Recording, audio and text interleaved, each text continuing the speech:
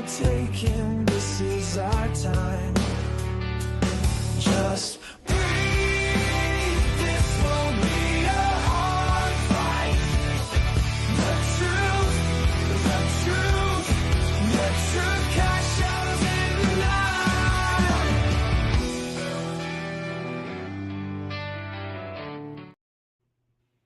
Hey, what's up, Johnny? What's happening, Richard Farabee? How you doing, bud?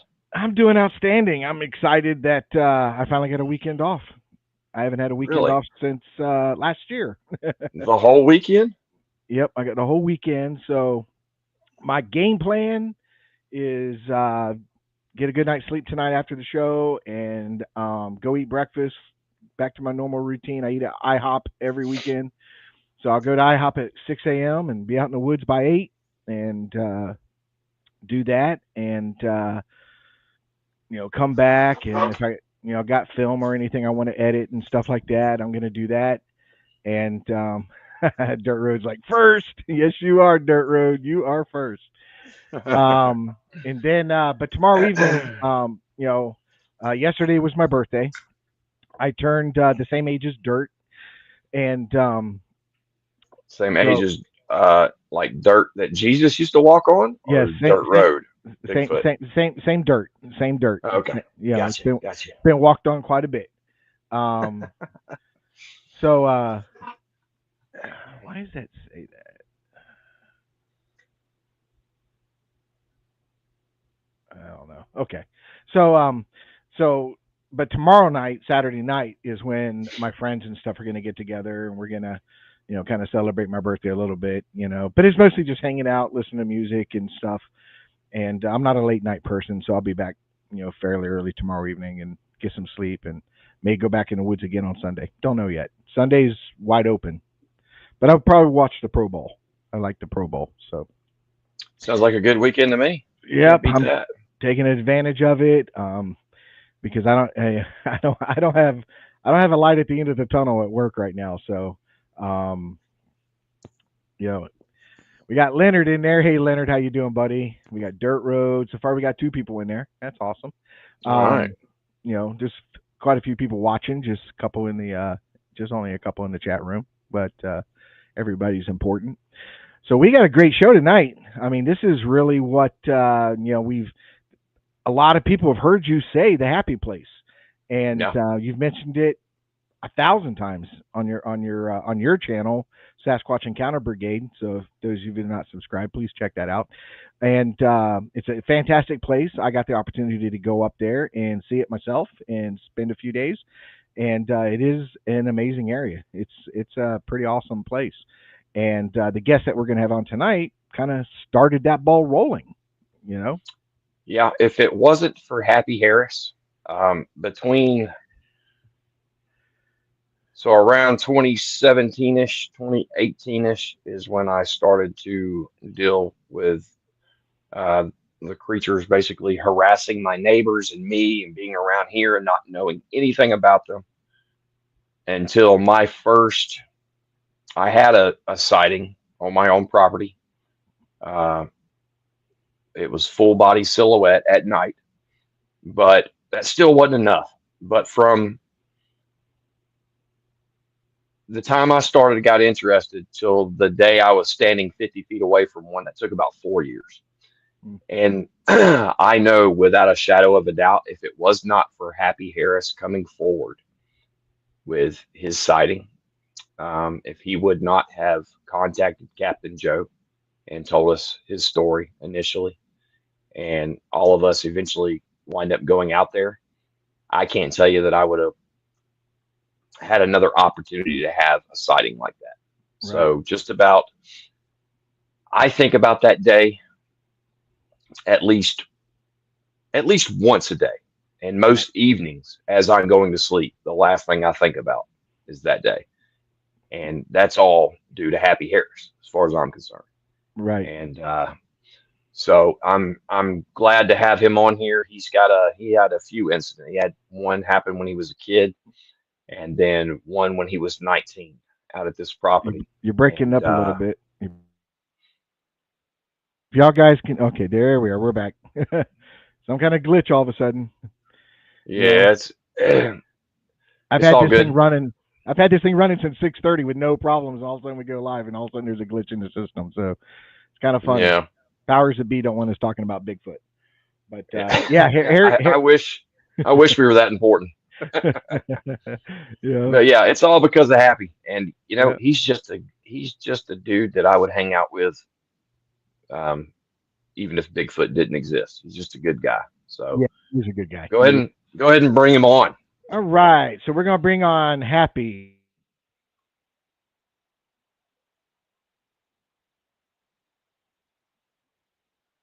All right. Hey guys, There he is. Yeah, Hey, Happy Happy, how you doing, buddy? Harris. what's happening? How are you? Good to see you guys, Richard, Johnny. Happy Good to Friday. see you, bud. Happy Friday, guys. It's Happy Friday. indeed. Yeah, Well, yeah. here to talk a little Bigfoot, are we? Yeah, man. You're kind of the one that I'm very excited. Nice to meet you. the godfather of the happy place. Oh, come So, on. yeah. I backed into that when I was 20-something years old, man. Yeah. Yeah. Yeah, and look, it's a legacy now. And Yes, it is. I guess Like literally, you and before Happy even gets into it, I may be jumping ahead a little bit, but that's okay. Happy waited, what was it, over 30 years to come Something forward like with that, your yeah. story initially. Yeah, it's right at 30 years, a little more than that. I mean, I'm a little more than 30 years because I'm 56 now, and I guess I was 20. I guess 20, 21, maybe not. Long time ago. I just turned 56 yesterday. Happy birthday! I appreciate it. You look good. I would have never guessed that. Tell Well, that to the Happy- ladies. Tell that to the Start- ladies. Yeah. Richard is single, ladies. There you go. Only one requirement: you have to like Bigfoot. And you have to be breathing. He's looking for his very own Betty the Yeti. Betty the Yeti. All right, Happy. Why don't you start us out from Well, the childhood event first of all? Well, I grew up in going to the woods. I started all this, and we grew up in Augusta, and I can't remember not going and hunting and fishing with my dad and my uncle buddies along the way. And it was probably one of the first times that I got to sit by myself in a deer stand. And I'll never forget, I was hunting with a Marlin 30-30. And this is up north of Augusta in Lincoln County. And I'm sitting, and there's a crop of cedar, the copse of cedar trees that are right there kind of in front of me. And I'm 10 now, okay, like 10, 11. So it's not even that, it's the 70s. It's 77, 78. And I remember it was cold, and I was sitting and I was shivering, and the wind was kind of blowing. Something I kept seeing look like come out from behind a cedar tree like that, and it flipped its lip up a little bit, scared me out of the tree just about. I took a shot at it. I don't know what the hell it was, but it scared me so bad that I pulled the trigger. And growing up, if you pull the trigger on a gun, it was a big deal. It scared me so bad that I was willing to face the consequences and the repercussions of just shooting without missing. And I said, well, I missed. And from where I was sitting to where I pointed it, of the deer that I was shooting at or whatever, it wasn't that far. But,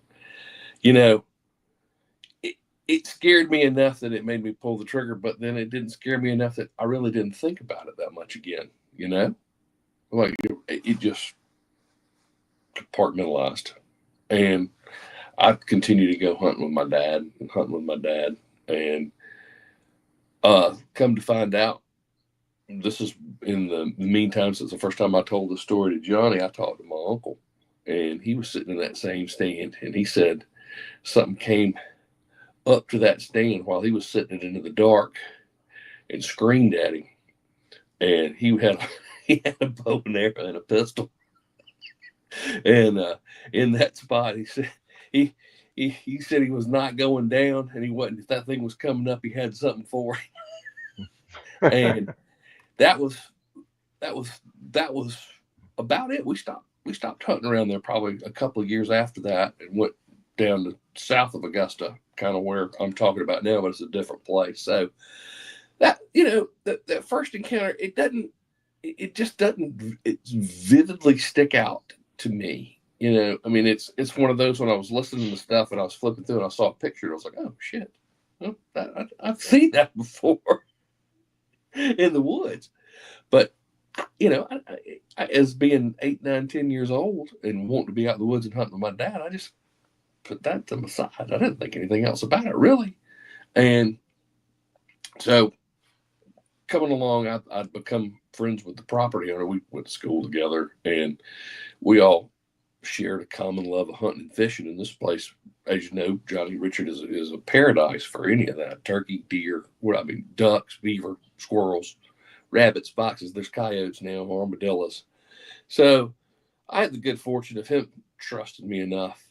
Like, you want to go out there and shoot a deer, let me know. Go out there and shoot a deer. You didn't have to check in or anything. And at this time, I had gotten serious into it and wanted to shoot a good-sized deer. I mean, there were a couple that we'd been chasing. And so we'd go hunt during the weekends, and we'd go together. And I had a truck that I drove down there, and, we drove our own vehicles. But I had the opportunity one afternoon in the middle of the week to, I don't know if I was not working or out of school and didn't have to work, whatever. But I'm going to go down to the spot and go shoot me a deer this afternoon. I ain't got anything going on. It was 3 o'clock in the afternoon, and it was like October. It was warm. It was fairly warm outside, and the new, I'll never forget this, the new 3D turkey masks and this 3D with the leaf camo had come out that you put on. It makes you look, it wasn't a ghillie suit,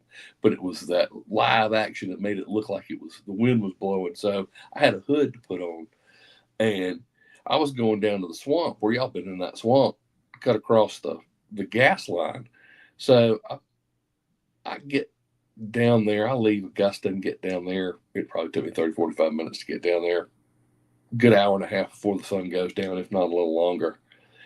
And I'm by myself. I guess my mother knew, and my girlfriend at the time, but I didn't care.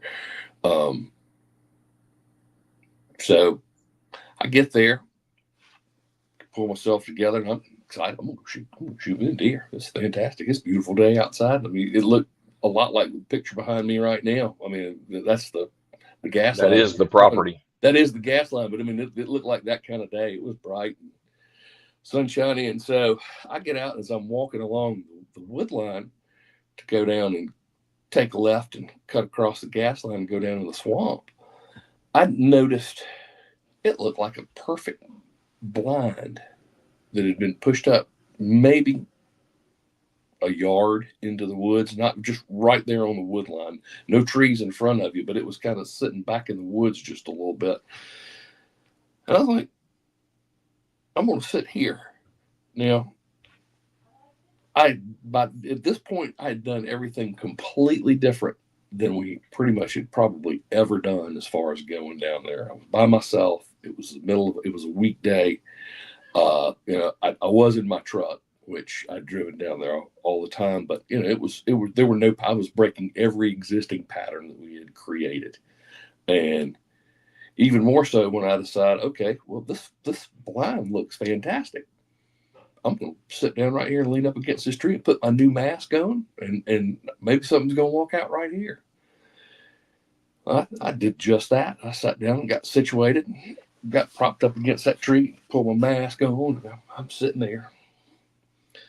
And I didn't hear anything. And then I'll let me see if this works, and I'll play it for you. I'm minding my own business. And I hear this behind me. But it's two of them. And they go back and forth. And I froze. I clenched up, and I passed out. and I lost control of myself. When I woke up, front of my pants were wet. There were also little half moons in the stock of my rifle from gripping it so hard.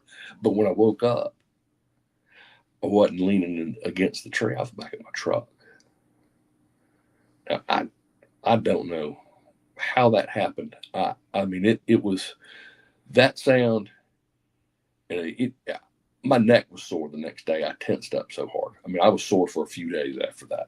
I tensed up so hard, and I'm not joking. There are little indentions in my rifle stock where I squeezed it, and I guess that was that little core back there from when we used to be prey. And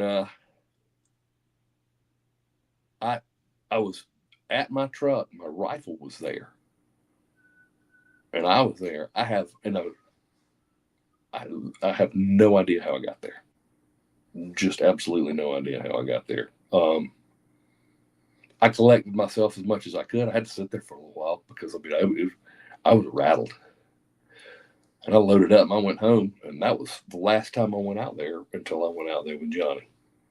Wow. And I mean, it took me a long, long time to go back into the woods after that. Now,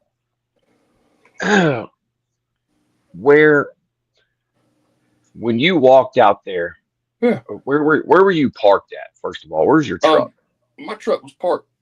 If I can point, I can't point to it, but if you see where the limb is stretched out, there's two roads right there. The road that we usually come in wasn't there. I was parked closer to. There was a pond there that's not there anymore. I was parked closer to that, so I'd walked 200 yards. And if I'd continued to go into the woods, I'd had another 200 or 300 yards to go to get down into the swamp. So I walked about 200, 250 yards down this gas line with the creek right there. And I didn't cross the creek, but like I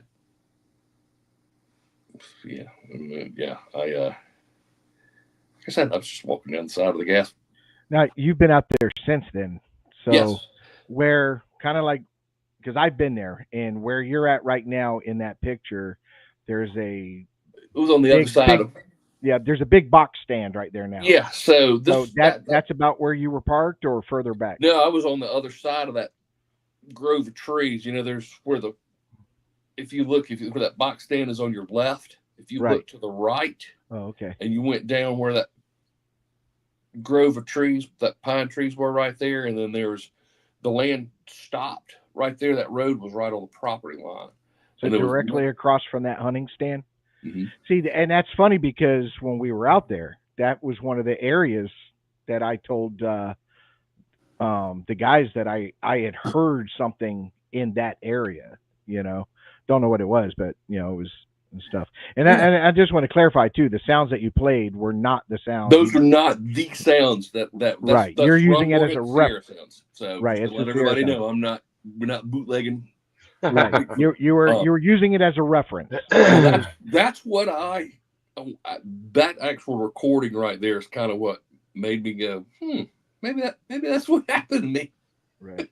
Out there when I heard it 25 years later, before, you know, all of this, when the whole Bigfoot phenomena came back into the spotlight with YouTube and podcasts and the like. Right. I've always been fascinated by that stuff. I can't imagine why, right? And so that's why I heard it. It just kind of rattled it loose. And I mean, it sounds hinky as hell.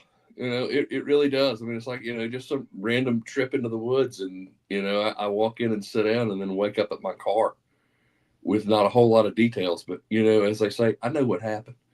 And I thought I was crazy for a long time, and that's when I talked to Captain Joe, he and his experiences were as the crow flies, maybe 10, 12 miles away from where we are, 15 tops, something like that. And so I reached out with him. He put me in touch with Johnny, and, you know, hats off to Johnny for believing me and not thinking that I was crazy, because. Well, that's the big lesson from this that everybody, especially researchers, need to learn on this one.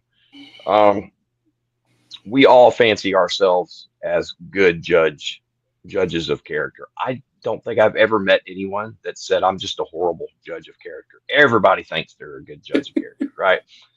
Well, when Happy contacted Joe, Joe told me about his story, and I didn't believe him at all. Like, me and Happy have already talked about this before. I thought he was full of shit. You know, I told Joe, I'm like, look, dude, I don't know, man, because not only, and Happy's never said that he knows this, but when I really sat down and thought about it, what it looks like is they came up behind him because he was in their blind or whatever, or because he was by himself, whatever the case may be, and they were yelling and screaming at each other. He passes out and he wakes up again in his truck. There's two options. He was so disoriented from the event that he has no idea how he got back and forgot the walk. Or number two, he was picked up and he was carried there. Either way, it all sounds ridiculous. And but after talking to Captain Joe, I talked to Happy, and I got done talking to him, and we talked about going out there, and he was all for it. And I told Joe, I'm like, dude, I think this guy's actually telling us the truth, and that's very important because it not only is it's got every single thing you want. Number one, this property is super rural, covered with woods, like he was saying before, hog. I've never seen so many deer in my life. You can sit out there on that pipeline at night and just watch deer all night long. Watch hogs cross all night long. Rabbits. I mean, rabbits are million. Yeah, I mean, just tons of stuff out there. And it's a very, very old property. It's been in the same family since before America was America. It was a king's grant. Nobody's built out there. They're, like he was saying, the patterns always stay the same. Nobody even camps out there because they all live pretty close. So they all go to that property, they hunt, and they turn around and go home. And then you have this extreme case where it kind of seems like they're either there, number one, just by what he's saying, or number two, they're there and they carried him back to his truck. We'll never know. It sounds ridiculous. Well, when we had gone out there and me and you were talking about Happy's experience and what had happened and everything, and you can't see it in the picture, but there's a creek bottom down there that runs all the way across and goes into the woods and stuff like that. You had to have, on the way back, crossed that, correct? Yeah, that's correct. So, well, there's at least the small one, not the big one, right? Not the big deep one with the small. If I was that disoriented, there was branches that run through it that is, I wouldn't even think that was a creek, because the creek that we're talking about is like with the ditch that it's cut, it's 6-7 feet deep.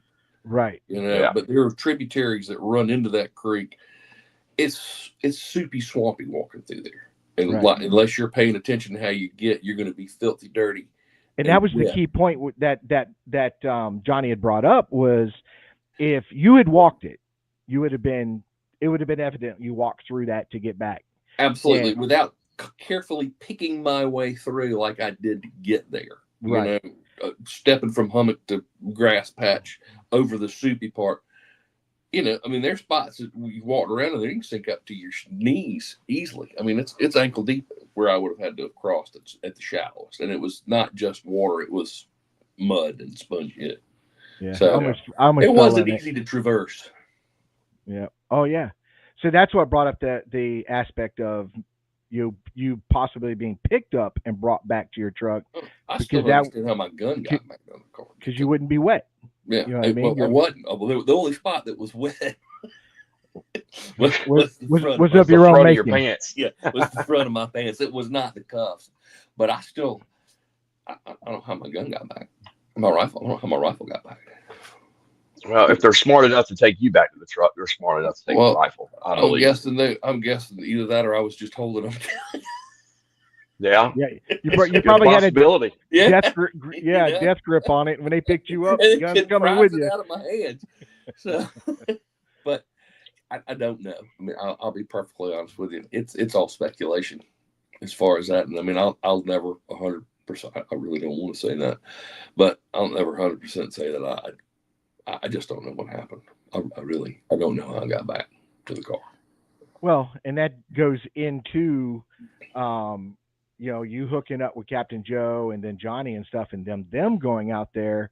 And Well, then that's their experiences back. let's to us. talk. Let's let him. Here Let's we- go into. That's where we're headed next. So Segue.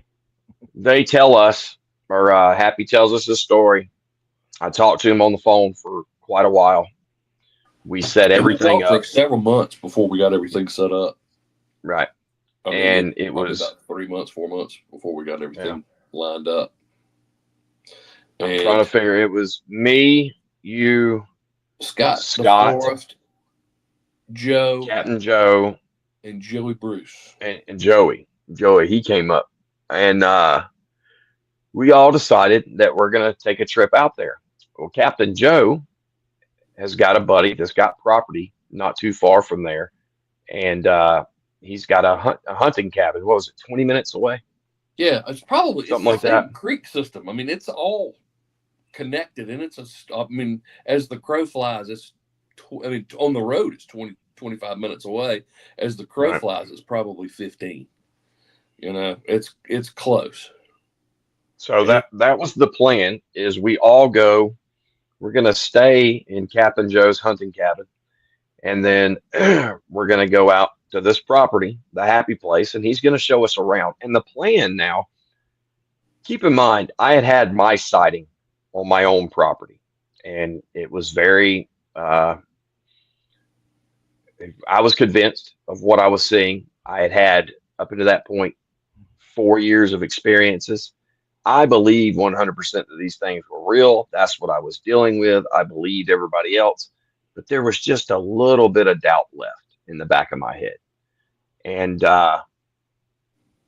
all we were going to do is this literally, I wanted to take video of Happy explaining his story from where it happened at. And then we were also going to check out the property. There's really no way that I thought that it would continue the way it did. You want to go ahead and tell everybody what happened on the very first day? So we meet at a Family Dollar and drive down to the place from outside of Augusta, and we all pull in, and it's changed. I mean, it's ever changing. They're always just agricultural, and they're cutting trees and everything. So we follow the road in that I knew, and we all parked. We got out, got our stuff pulled together, and we're walking to the gas line. So we're going to walk through the gas line, and we get to the gas line, and we walk out, and we're looking around. And I'm like, well, this looks about like where we were right here. And about that point, Scott goes, I got footprints. And then Johnny looks down and he goes, I got footprints too. And We were that's what? how that started. We were 20 yards apart, maybe? Yeah. Within 15 minutes of getting there, they were 20 yards apart. And Scott's like, I got a track. And Johnny's like, I got a track too. They were so, it was tall grass, and it's something heavy that looked bipedal had actually torn the grass running out of that area. But then In we a found couple toe different prints. places. Yeah. And we found Yeah. toe prints. That's what those toe prints, there were actually toe prints in that dirt. Anyway, go ahead. So, well, but from there, we are like, okay. Well, we start walking when we cross over the gas line, and we go into the woods, and we start looking. We're walking around, and we find it looks like a nest. Johnny, what I don't even know what it. I've never seen anything like it before in my life. The closest thing that I've ever seen is a hog bed, but it wasn't a hog bed. It wasn't rooted up. Captain Joe, he worked for a TV show that he was a hog hunter. Yeah, they were hog hunters. he That's worked what for the they did. Pig Man. He worked for the Pig Man. He was And he'd familiar.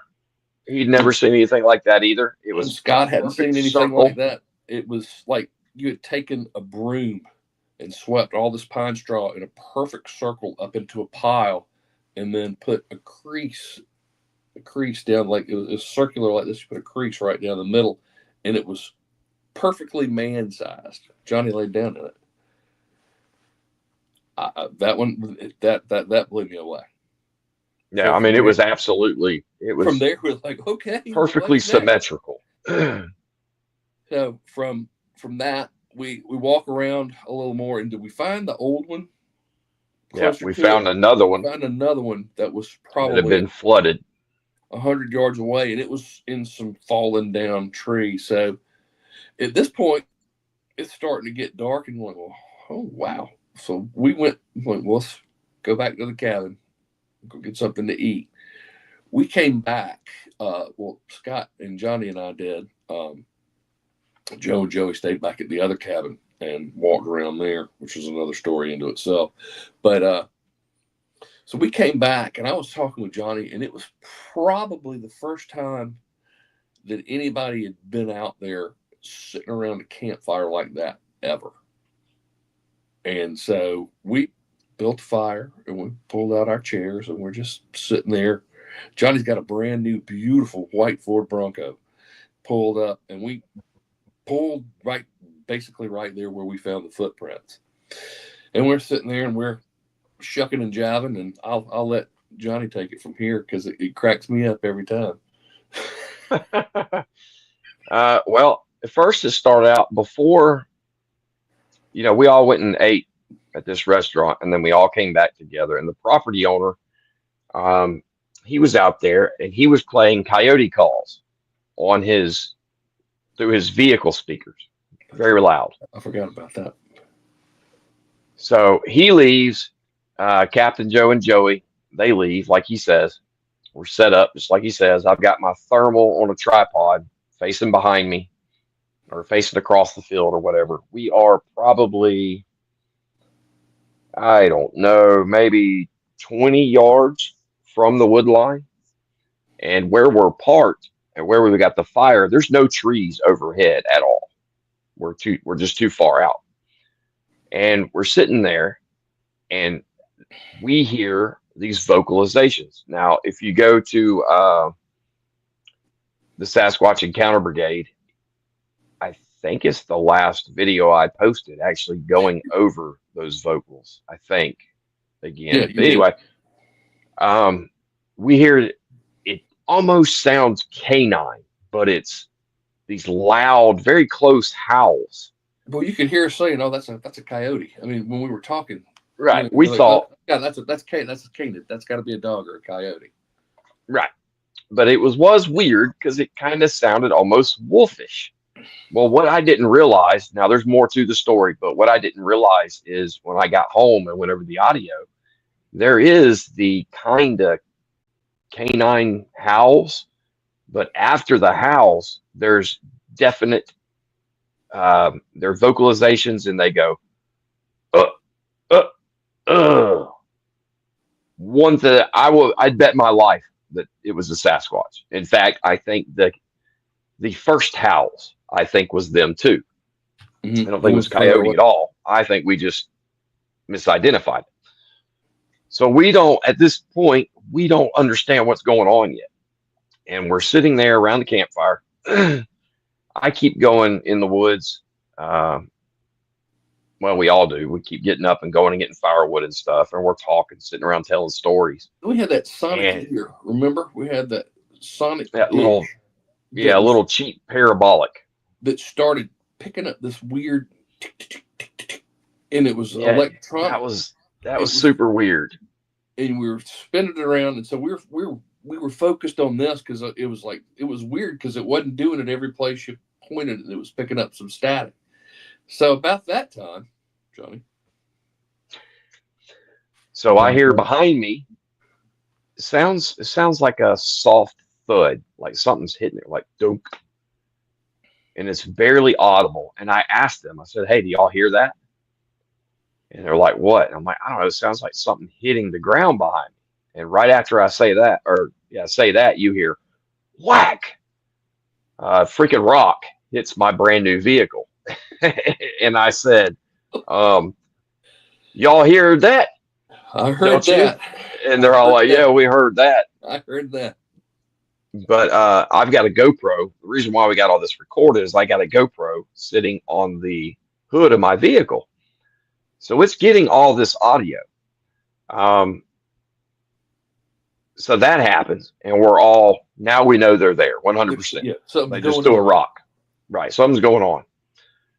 Somebody is in the wood line throwing rocks. We're talking about it. Scott's talking. And then we hear a obvious grunt. Just up. And we all stop, and you can hear us in the audio say, oh, I heard that. I heard that. You can hear me go, I heard that too. It's like, it's right there. Right.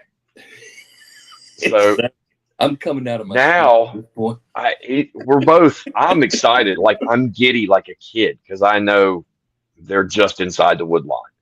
I also know that GoPro's recording everything, at least the audio. They're creatures in the eye. Right.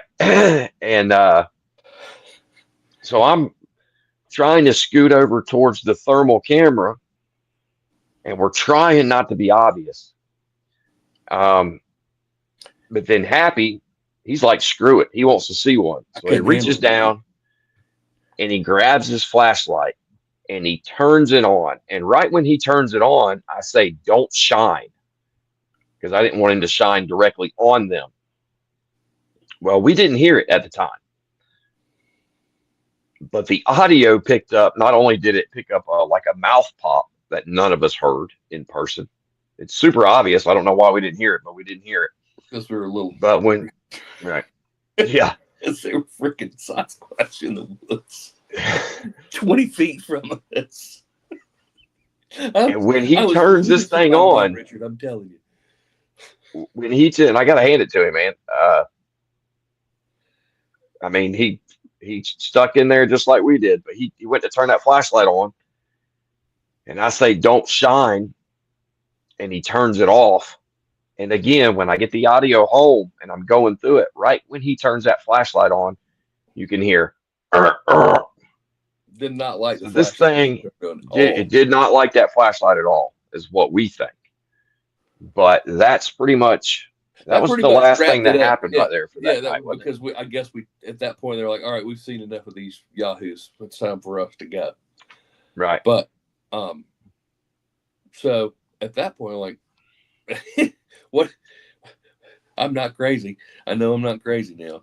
So I mean, two other people that I trust sitting there. That was probably one of the most rewarding things for me, is just the fact that I mean, how many times are you allowed, or how many times do you hear people going back and being able to verify somebody's story after? I mean, what are the odds? So what? He lied about that story that he had when he was 19. And it just so coincidentally, we came back 30 years later. Right. And we come back 30 years later, and there just happens to be Sasquatch there. No, these things live out there, you know. And at that point, I mean, I'm like, okay. Yeah. So at that point, we go back, we look at a couple other places, and like, all right, well, let's go back again as soon as we possibly can. So about a month later, Johnny, was a month and a half. It was starting to get hot outside because the first time was about this time of year. It was like February of 21 is when this happened, if I'm not mistaken. 21 or 22. It was. I've got it written down. Yeah, I thought it was 21. I think it's 21. The date of the sighting was April 12th. Was it 2021 or 2022? I've got it written down as 22. I can't remember now. It was the third time, the second time we went out there, not the third time. No, it was the third time. So it was 22. No, it was the third time. It was 22. So the second time went out, we didn't really see much anything. The beds was still the bed that we found was still in pristine condition. That's when we found the 8-point deer skull. I mean, there were obvious signs, but it wasn't anything like the footprints that we saw. Then that was a couple of months after the first time that we went, and then things happen the way that they do, and deer hunting season comes up, and in the summertime you can't go out there. It is absolutely miserable. The bugs. Oh, it is miserable. I mean, it's 112 degrees with 115%. It makes Florida look cool. It's I mean, the bugs are awful. The mosquitoes will drag you away. So April of 22, it's one of these deals where I'm trying to get away. Johnny goes down with Scott and Joe. Joe meets them down there. They get away, and I'm coming. So I get there, and we're looking, and we look, and we walk through, and we hadn't seen anything. And unfortunately, I have to leave. It's about 2:30, 3 o'clock in the afternoon, and I leave, and I am outside of Washington, Georgia on I-20, and my phone rings, and it's Johnny on the phone going, "You're not going to believe this." So, like, I'll believe anything you tell me that happened out there. Try me. Yeah. Well, I won't. One day I'll come back and tell the entire story in all its detail. But basically, what happened is, me and Scott went out there. We got there first. We checked one side. We found not just fingerprints, handprints Like in the mud knuckle by the creek. prints. What knuckle prints is pushed into the It was- mud, right? Yeah, and it was just drug right through the mud. On our way back, we found. I don't know about structures myself 100%. I do think 100% that they at least stick sticks in the ground. I don't know if they make structures or not. I've never seen one make one. But what we did find looked like a big asterisk. It looked like it was made. And right underneath it was a 10-point deer skull right underneath that. And then we go meet up with Happy and Joe back at the same spot where we had camped before, or sat around the campfire before. He leaves. Me and Joe decide to go to the other side, and this is it's the same side. That's all we were going to do, is go check these beds out that we had found before that Happy talked about. Scott stayed back at camp. We walked in the woods. You know, Captain Joe's got one leg. He lost it. He eventually had to have it amputated. He was wounded in combat. And it hadn't been very long. I don't even know if it'd been 6 months since his amputation, was it? It hadn't been, because he was still he was still trying to get his prosthesis fit correctly. Remember? Yeah. He was. Yeah, because you washed it, remember? That's right, he did. Yeah. I washed his leg sock for him. He rinsed off his nub sock is what he did. Yeah. He looked at me. Rub We're my in that- nub. PG boys. We're in that cabin, and he looks at me, and he's laying there with he don't have his leg on, and he looks at me and say, "Hey Johnny, will you do me a favor?" I'm like, Rinse this "Yeah, off. man, what's up?" He said, "Will you wash my leg sock?" You rinse this I'm off. like, "Yeah, man." And I take it, this is big silicone sock that goes over his leg nub that he's been walking around in all day, and I'm over there in the sink. And I think Happy, somebody got a picture of me over there washing his I leg think sock. I do have a picture of you in the nubbins over there. The nub sock. Oh, that's so good. Yeah. So So You it can't went- get out of that. long. You can't get out of that. You don't got to No. let the stand. No, that's friendship right there. But yes, but it is. He was not as mobile as he would have liked to have been. Is what Right. the way he put it. I mean, he wasn't going to let it kick his butt, but he was not as mobile as he would have liked to have been. No, but I mean, he's still. I wouldn't He have still known. beats my butt. Yeah, exactly. With Yeah, one if- leg, so, We went back to that area when I was there, in the vicinity of where Joe had the sighting and where Johnny had Yeah. a sighting. That's, I mean, with a an artificial leg, that was a hike. oh yeah, You know what I mean? It, yeah, it- like I said, yeah, that was a hike. Because So we go out there. So we're out there walking around. We go and check out the beds. Nothing's changed. And I've got all this on a rear-facing GoPro because I was recording behind me. Him and I are talking after about 45 minutes, and we're like, they're not here anymore. We've been out here for like 5 hours walking around. We were just hanging out, laughing in the middle, 300 yards away in the middle of the field, in the middle of the pipeline. There's a timber cutting crew on the other side of the property. They're not here. Maybe we'll get lucky and they'll come out there again at night.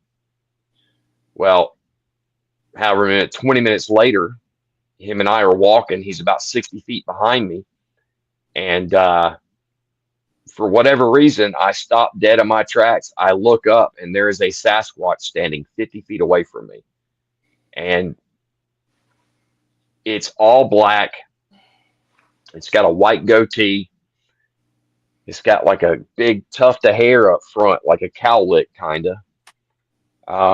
And it's standing with his knees slightly bent, with his left arm up like this.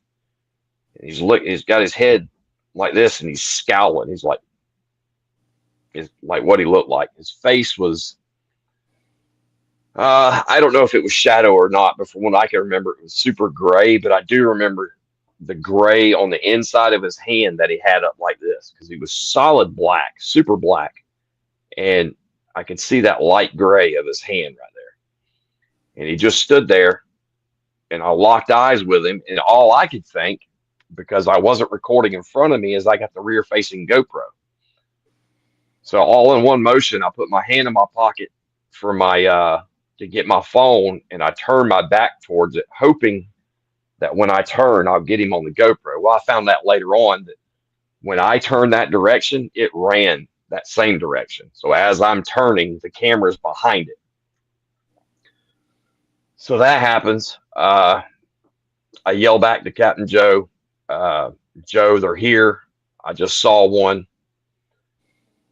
We come together. I get the GoPro turned off because I think I've got it on video and I don't want anything to happen to it. We separate. I go in the direction that I saw it, walking around about 6 minutes, something like that, 6-8 minutes. And Captain Joe yells, I can't remember his exact words now, but he saw one. So I turn around, I come back to him. He tells me what he sees. And it was apparently the same one I saw. He described it pretty much the same. There's a hill of dirt out there from a shooting lane that had been cut. And, this is 6-8 minutes later. It had more than enough time to get away. I think it intentionally stayed in that area and then walked out in front of Joe. And I'm trying to rush through this. I'll go into all the details on the later show. You have to do another one of these. Right. But I call Scott. I tell him, hey, man, we just saw one. It's headed your way. In fact, we think it's because every time me and Joe stop, the thing starts making noise up ahead of us. And that's kind of the point of the, saying Captain Joe's on a prosthetic leg. We were not in a hurry at all. We couldn't be if we wanted to be. And every time we would stop, that thing would make noise up ahead of us and break something. So we kept walking, and it's going. We think it's on the same trail we came in on, and we come to a creek. I cross the creek, and I look down, and there's perfect at first, I think they're toe prints. But then I get down next to it, and it's perfect fingerprints, like the tips of my fingers. In fact, on video, I stick my fingers right down in the mud right next to it. And it's almost exactly the same size. And to this day, that's like my favorite piece of evidence, because a Sasquatch literally just made that like 5 minutes before, made those fingerprints in the mud. And that was just the sighting, obviously amazing, but to see that, to see those fresh prints like that was just amazing. So we keep following. It's making noise. We don't see anything else. We pop out the other end of the trail into the pipeline. Scott's back at camp. He's yelling something at us. All this is on video. Me and Joe talking about it. Joe's wide-eyed. Looks like he just got in a freaking firefight. I'm excited. I'm even saying on video, man, this is the best day of my life. We go back. We meet up with Scott. And Scott says that After I call him, he got up in the back of his truck with his binoculars, and he's sitting there looking that direction. And he says that it came out, the Sasquatch came out on all fours, did a button hook, turned around, went back inside the wood line, and me and Joe popped out 10 yards away. And it was right there in front of us, and we had no idea. It was just to our right. So now all three of us have seen it. Go back to camp. I call Happy, tell him, dude, you're not crazy. All three of us just saw one. We're celebrating. And I remember the adrenaline dump. I remember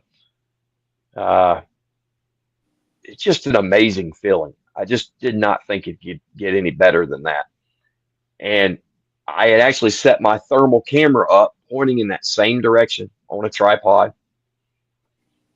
Maybe 30 minutes later, probably 30 minutes before dark. And to this day, I can't remember who said it. I think it was Scott. He yells, "There's another one." And the field that you're looking at right now, over Happy's shoulder, over his left shoulder, down there where the big group of trees are, that's where it ran out. It ran all the way across that field right in front of us, hit the wood line where Happy's left shoulder would be, and then ran towards kind of where Happy is, and then turned and went in the wood line. And all three of us are standing there just watching it. And it's running on all fours. I've never seen anything run like that. It was more like it reminded me of the video game Frogger, the way it would run. It's like its legs, his feet, hands and feet would come together like this, and it would spring out like Superman. And it was only seemed like it was like 2 feet off the ground. And then its legs would come down and it would spring again. And it wasn't running like this. It was like a hop. And it was there's water all out there in that pipeline. And it was like it was dodging the puddles or something. Because when it would land, it didn't just go straight across. It like came across, and then it landed like this, and then it landed like this, and like this, and like this. And it kept doing that all the way across until it hit the wood line, turned away from us, and then kept on going. Obviously, just absolutely blew our minds. That was I mean, what do you do? What do you do after that? That's when the obsession. I was already pretty much obsessed with this, but we had just proven, because of Happy, that you can literally go from not knowing anything about these creatures, study them, find a reliable witness in a good habitat, find evidence, and then have a sighting from A to B. It's like textbook. And I didn't even think that was possible, to be honest with you. Like, the odds of seeing one are slim to none, and then to see two on the same day was mind-blowing. We think it was intentional. There's no reason why the second one, it could have waited 45 minutes and it could have crossed. It would have been dark and it could have crossed wherever it wants to get across that pipeline. There was no reason for it to do what it could have stayed in that creek and crossed. Like, if it was desperate to get to the other side, all I had to do was go down, I don't know, 1,000 yards and belly crawl. It could have done a million different things, but that's not what it did at all. It ran right out in front of us. So every bit of that seemed intentional. And it also kind of went in with, it really changed I went from thinking these things were just some kind of animal to having a really good, thorough understanding of just what type of intellect we're dealing with. Like, these were these were planned things. Didn't Joe say they're Joe, flanking us? They're flanking us. yeah, and that's why when we get out there and we're talking to each other after the event, his eyes are this big, and I say, "Dude, you look like you just got in a firefight," and I know I probably look the same way. And he's like, "Yeah, man, the damn thing flanked us. Like it waited on him. I saw it. We had separated. It could have been gone, but it didn't. It waited, and it just stood up and walked right in front of him, maybe 50, 60 feet away. So that's how." And the other aspects of this, how many people did you have come forward after you told your story I had on our? a good handful of people. When I say handful, about four or five people. I mean, people that don't talk about it. I've been out in the country and said, "Hey, man, I heard you show, or I saw you on Facebook, and there's stuff out there that'll turn you white." So I'll have to tell you some of the stuff that I've seen out there hunting with Daddy. He said, "Daddy won't let us talk about that stuff." So you've seen it now, I'm like, well, I don't consider myself having seen it, but I certainly know. And it's swamp. That's the Savannah River Basin. It is agricultural from above Augusta to Savannah on both sides of the river. You've got the Savannah River site not far from there at all. You've got Plant Vogel not far from there at all. It's agricultural. And what Johnny's saying is finding a site. It's so rare to be able to go back someplace from 30 or 40 years ago that hasn't changed.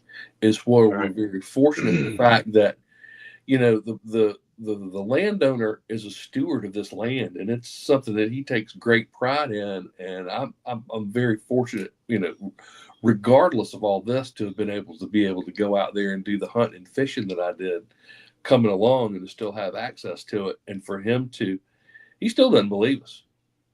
I don't know if that's because maybe he doesn't want to talk about what he's had happen to him out there. Right. Or you can speculate, but he's still, and it tickles me, but I don't believe in that. And it's like, well, I'll take you out there and we can go sit in your own property and Which give shows, it shows you, what a good sport he is. He doesn't believe in these things, yet he lets us. He knows that I go out there. He enjoys it. I mean, I think he enjoys us being out there because he's come and hung out with us. But it's very limited access property, and we're very fortunate to have the access to go out there and do it. And it's smaller than it used to be, but it's still a pretty good chunk. And if you go online and look, there's nothing but cotton fields and soybean fields, and just for thousands of acres all over.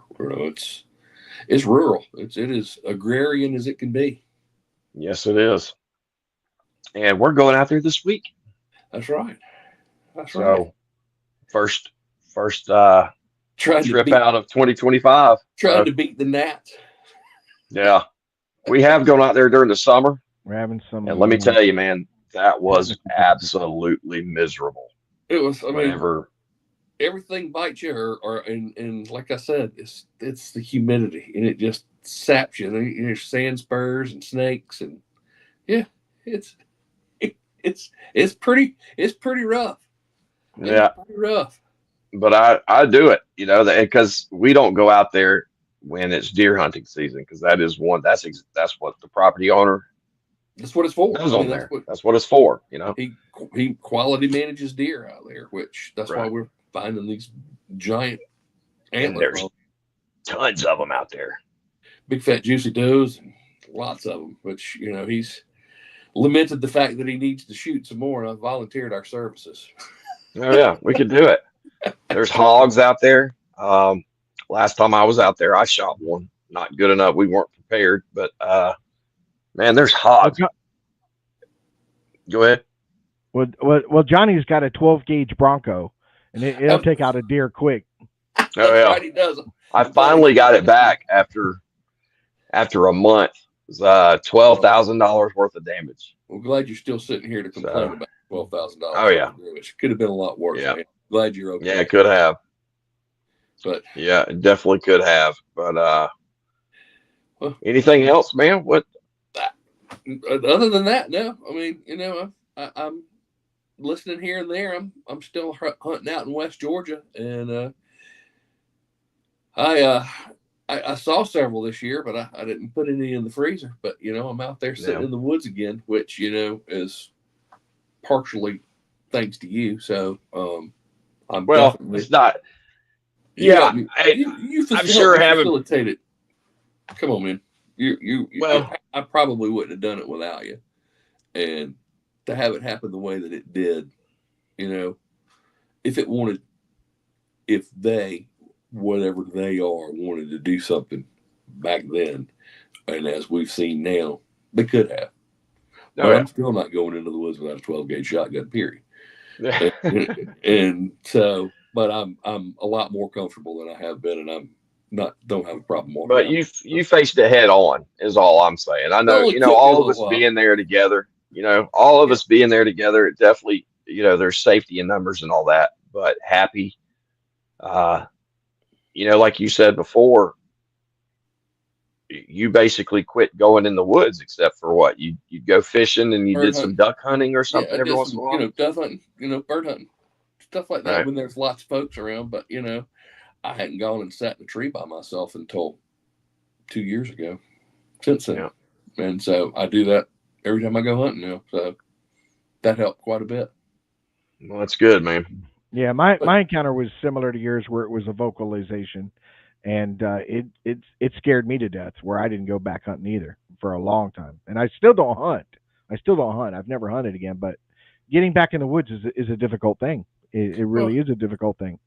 You think especially at that age, that you're bulletproof and had a high-powered rifle and a pistol and a knife, and it's like that was the toughest thing in the woods. But well, yeah, we go out there thinking we're the alpha out there, and then when you find out you're not. I don't really think it would have bothered me as bad, like I said, from the previous experience. You just kind of compartmentalize it, but just not knowing how I got back to my truck just really. Well, one of the guys brought it up in the chat room and brought up the question is, have you ever thought about going under hypnosis to see if it would bring out any repressed memories of you being brought back to your truck or how you got back to the truck? I'll be perfectly honest. I don't really think I want to know that. I mean, I'm going to be. I've thought about that, but no, I'm good. Yeah, that's how I feel about habituating. I'm like, nah, I really don't want to get to know him that well. That gives me the Johnny put those eggs out there. He's a brave man. Yeah, and I'm like, I don't want to get to know him that well. Yeah, exactly. I don't want him to get to know me that well and then get dependent on me for the goodies and then get mad when the goodies stop coming. Yeah, but as they've shown us, they are definitely creatures. They're creatures of habit too, but and opportunity. They're opportunists like you wouldn't believe. And I've thought about all kinds of things like this, and for them to be around us like they are, and there's such, like Johnny said, such an intellect there. They're not just dumb animals. No, I don't know what they are, and we can discuss that for another 3 hours, but we're not going to. But I don't know. Maybe they vibrate differently than we do. They're on a different plane. But just the fact that, like Johnny said, they're 10 feet away from him. They didn't hear him coming out of the woods. I didn't hear him come up behind me. And I'm sitting there hunting and listening. And they snuck up on us in the woods.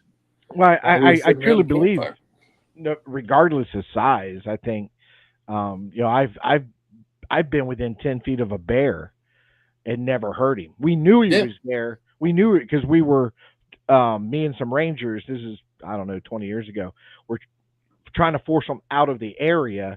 So we had whistles and we were clapping our hands and stuff, trying to push them out of the area. And he said, "Hey, he's coming your way." So I just stopped and I'm standing there, and it went from him. He was probably about 50 feet from me. And I never saw it or heard it until it popped its head up out of the bushes and looked at me. And then the bear went back down and started walking. And I still didn't hear him walking away. And that's a bear. So I think these things, they know what they're doing. Yeah, I think if they want to be, yeah, I think if they want to travel quietly, I think they can travel quietly. Absolutely. Absolutely. it just goes, in the old cliche, I'm definitely a knower now, but I don't know anything other than that they're there. And Yeah. every time we think we get something figured out, they change tactics. I mean, heck, they torment poor Johnny up there just on the fringe of his camera. Yeah. He's TV. I guarantee you, he's TV for his clan up there. They just watch him go. Let's go mess with Two Bears tonight. Let's see what's going That's on. that's what it feels like sometimes, for real. I can sense the frustration in your voice. You're like they Yeah. are here just outside of the camera range. Well, actually, believe it or not, last night for the first time in I'm still making my video. They're back. Okay, good. Pretty much what's going on. But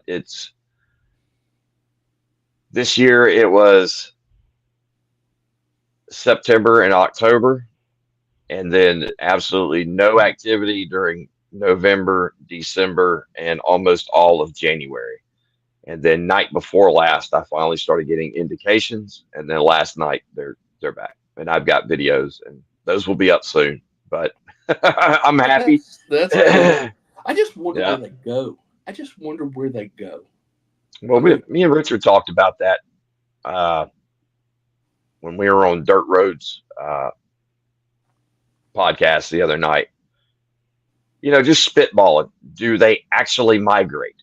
Do they, if they're leaving, where are they going? Honestly, for all I know, they move half a mile down the road, spend 3 months there, and then move another half a mile. We really don't know. Yeah, exactly. That's what. Just But curious. it is just to, there's plenty of people, including Flat Rock, and I've heard it from other people. And Dirt Road was talking about this the other night too. September, October, November seems like a very active part of the year for a lot of people. And from I can agree with right now until probably, I don't know, near the end of spring will be potential to Okay. have stuff happen. But, it's other than that, I can't tell you. I have no idea why they do what they do, but it's interesting to try to figure it out. I know that. It is. It's certainly not a dull hobby. that. No, No, it's not.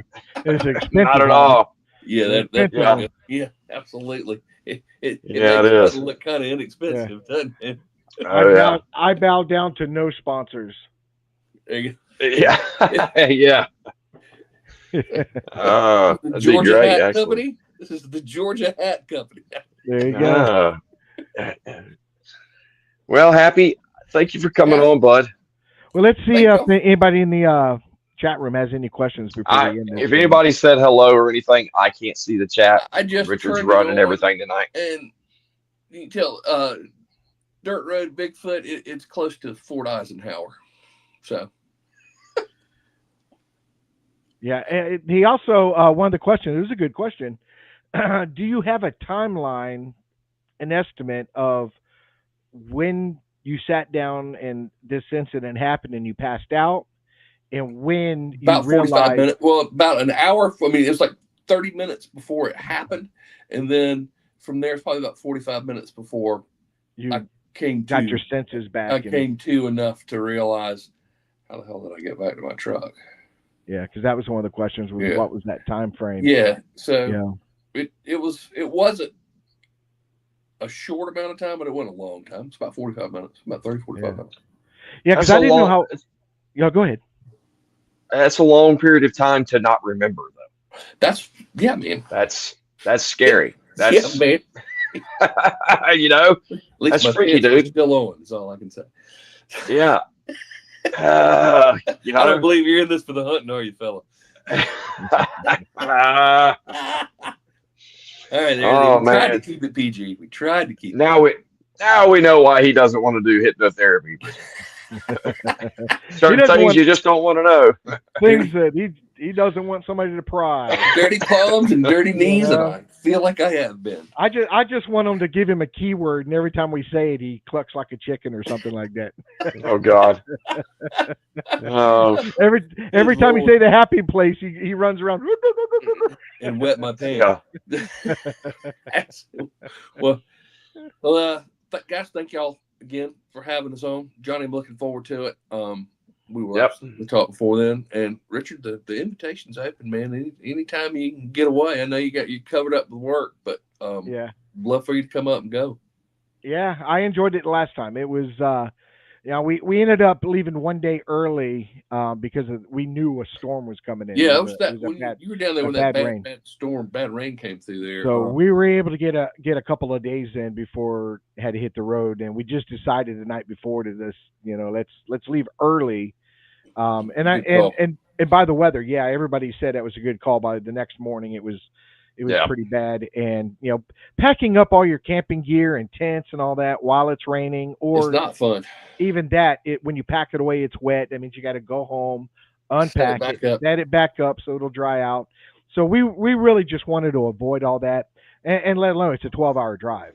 It's not it's a long drive to get up there. So it's a long drive from no matter what from you, definitely. So Yeah, I mean it's 3 hours for me to get out there. It's Yeah, actually it's a more hard- than that. I think yeah, it's it's like like 3 3 and a hours half. and 20 minutes. yeah, it's Yeah. a hard drive. If it was closer, we'd live out there though. Oh, if it was closer, we had already proven these things exist. But yeah. We'd getting have a out there, pavilion. Yeah. no. Well, Dirt guys, Road Yeah. wants to know where's his invitation. well, Dirk could come too. Yeah, Bring it on, Dirt Road. we'll make Absolutely. a party out of it. Absolutely. We try and eat pretty well while we're out there too. So Oh yeah, Hey, Hank. Hank took Hank's care got of the it. grill now. yeah, Yeah, He's got Hank- the. He's out there The cooking a bunch Blackstone. of deer salt. The Blackstone. He's got the. We had deer sausage last time. He had deer jerky. and you brought Deer fresh steak. eggs from the girls. Yeah, you brought fresh eggs from Yeah. the girls. Got fresh eggs. We had a good yeah, Hopefully time. yeah. He Attract hit me your up. attention. Yeah, Hank hit me up last week, I think it was, and Songo, man, Brown, super, just great guys, and it, regardless. And I know Johnny was like, man, I just wish y'all had seen something, or there was something. I was like, dude, man, it was a fantastic weekend. We know what squatching is. We know, you can't guarantee nothing, Can't and guarantee we it. go No, into that's No. yeah, like anything in we the go outdoors. into it knowing that we may not experience something, but and we had some minor things that happened, but they were good minor things that made me, like, the first night I actually took it for granted when I heard this loud, what I call Indian yell, and I smiled. I was in my tent and I smiled. I was like, oh man, this is going to be great. You know what I mean? This is going to be great. Exactly. And but we had a blast, and we were treated real well, and it was a good time. Beautiful area. Beautiful. It is. It is. Yep. Well, guys, I'm All right, Happy Harris. going to cut loose. I will talk with you soon. You guys have a great week. Enjoy it. Good luck tomorrow. Hopefully, you'll prove us all right tomorrow. Out there in That's the woods, goal. Richard. Yeah. All I can ask for. That's That's the way I the quit. goal. Just one more cast. Right? Just one more cast. Yeah, Cast out just there one more. time. Let's see what we can find. All right. All right, guys. See y'all later. Have Take a good care. one. Have a Happy. good one, bud. Right. Yeah, Happy's a great guy. He's a good guy. So, but Yeah. we have to It- have him back on just as a third person, just to shoot the breeze. Good guy. Yeah, he's fun to hang out with too. But, Just as a friend in general. So crazy times, Oh, man. my blog, Sunny11. Hey, my blog, Sunny11. Thank you. I'm glad to see you here. Awesome job. We had Sunshine was in here. Sharon, I didn't mention you, but I saw when you came. A big supporter of the channel. Dirt Road's always here. He's a great guy. We have a great show coming up next week. Johnny's going to be actually in the field at that location we just discussed. So he's going to be out there, and hopefully he comes back and we do a show and he talks about his experiences and what they came across out there, because it's a fantastic area. But next week we do have two great guests, Mr. Peaks and Celeste, and they are very well traveled Bigfoot researchers. I mean, they travel and they go deep, deep, deep into the mountains and camp out for long periods of time and stuff. So we'll have them on the show next week. I'll start putting that out this week, letting you guys know. And so Johnny won't be there. It'll be just me. So I'm just letting you guys know ahead of time if there's any screw ups. It's all me. It's all me. You know, Johnny's doing everything all he right. can. Johnny's doing everything he can to get me right. But and tonight I have control and to get some practice in, and I think it went pretty well. And everything went great. So, you know, but I don't know You if you got had it, man. glitches on your end. I had glitches on my end. You know, where you guys faded out or froze and stuff like that. the only glitch was from you. So I don't know, man. I really Every don't time know. it happened, I'd look down and look at my connection, and it showed 5 bars, and everything was good. So I don't know. I have no idea what's going on. So, but so we got some great stuff coming up. February is pretty much booked. We got a lot going on in February, and we're getting closer to the Bigfoot conference. It's going to come up really quick, and I really, really look forward to that. Not only for the conference itself, but I get to hang out with Johnny. Me and Johnny will be together there, walking around, meeting people, talking to people. So if there's anybody out there listening, if you're at the conference and you see us, feel free to come over and talk to us. You know, we're very approachable, and we'd love to hear your stories or shake your hand or whatever. It's a great time. It's a lot of fun. So those of you that live in Florida or live, driving distance, you should check it out. The Great Florida Bigfoot Conference. And that's the first weekend of April? Yeah, April. Don't have it offhand, but I want to say it was the 5th, April 5th or something like that. But it's coming up. Yeah, I think it's 5th through 7th. I can't remember either. And we do have a guest coming up. I'm not going to throw it out there yet, but they'll also be at the Bigfoot Conference. So we'll have a show coming up at the end of the month, and we'll talk about the conference a little bit on that show as well. So outstanding. Good to go. All right, everybody. Thank you for joining us. Thanks again to Happy. Thank you, Richard. You did a great job, and we'll see everybody later. Yep. Hey, Leonard. Sorry, didn't mention you either. Lenny was here. All right, Lenny. Oh, Lenny. Yeah. Yep. We appreciate all you guys, and you mean a lot to us. All of our subscribers do. And God bless each and every one of you guys, and we will see you guys soon. All right.